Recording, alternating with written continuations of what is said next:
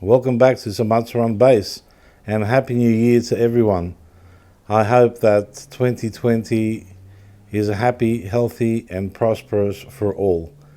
I think last year we were talking about the Olympic F1X, we were talking about Eden amplifiers, and I mentioned that I'm very fond of the F1X, and I use it all the time because it drives my in-ear monitors in front of house. But if I need an amp, I will use quite often the Eden Traveller 550 because it's got a nice valve preamp and those semi-parametric 3-band mids, which go a long way to helping you sculpt your sound. And what I mentioned was, I think, that I can, the facility on the Eden amp here is really good because it's got two auxiliary inputs.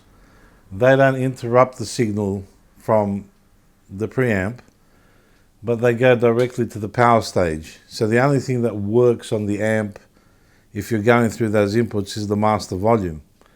So I've got that plugged into the auxiliary input, or one of them, and I'm using this master volume as an overall volume, but I could use the two preamps totally independently. Now I can use that in two ways. The one is I can use an A/B switch with one bass and switch between the different EQ settings of the two amps, the preamps rather. And quite often with some shows that we do, I will use a fretted and a fretless. And what happens there is often I have to be careful about what basses I choose. If I'm using, say, a Roland Cube as a stage monitor, I can mute it and change basses fairly quickly. I don't have time to change the EQ.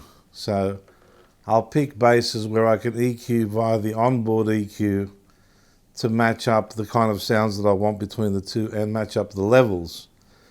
And that becomes a little difficult sometimes. But what is easier here is that I have the Eden preamp, which I favor for a fretless sound because of the low mids and the parametric, semi-parametric nature of them, and the Alembic F1X for the fretted bass. So if I dial in my fretted sound on the F1X, and that's all good, I just need to turn the volume down on this bass, pick up the other one, turn the volume up, and I'm ready to go without any adjustments. So let's have a listen to the Alembic Stanley Clarke through the F1X.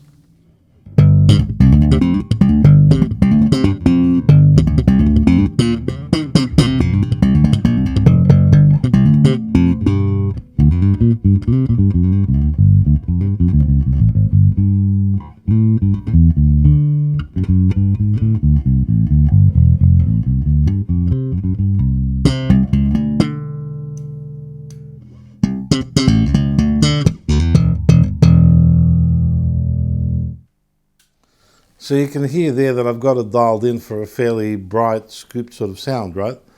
That doesn't necessarily suit the fretless. So for the fretless, I've dialed in a bit of that, the lows and the low mids, cut the highs back a tad just to get rid of that harshness in it. So all I need to do now is turn the volume down on this bass, put that down, pick up the other bass, in this case a Serene fretless, turn it up.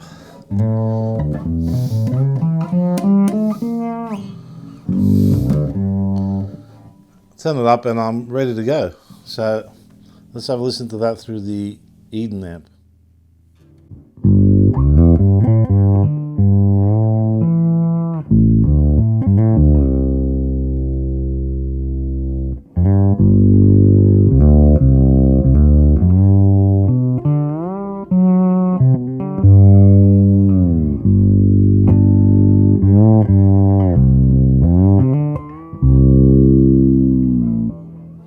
And you can see that that sound suits the fretless. Now, if I took that out of here and I swapped them over,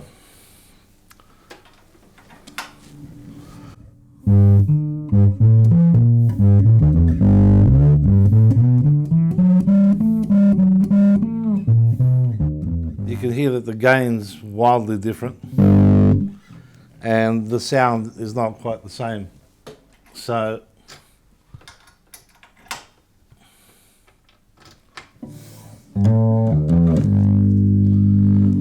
you can see the response of the basses is different because this sounds duller on the F1X, but with the Alembic it actually sounds bright. Inherently the Alembic has a brighter sound, okay? So it's an easy way for me to be able to swap basses, get exactly the sound I'm looking for with minimum fuss.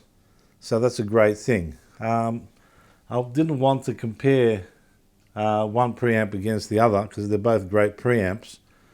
This one obviously has the power amp in it, that one doesn't, the F1X, so it's just a preamp. But when I'm using two basses on a gig, if I'm using in-ear monitors, I can just take the two boxes. I can add speakers if I need to as a stage monitor or to use it for front of house if we don't have a big enough front of house. So there's a lot of options right there.